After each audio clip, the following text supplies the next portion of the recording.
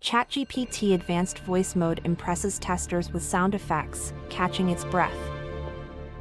OpenAI has started rolling out an alpha version of Advanced Voice Mode to some ChatGPT Plus subscribers.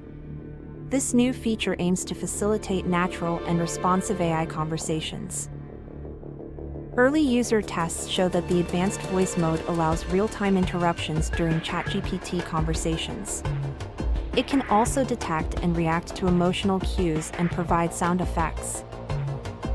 Notably, the AI simulates taking breaths while speaking, adding a human-like touch.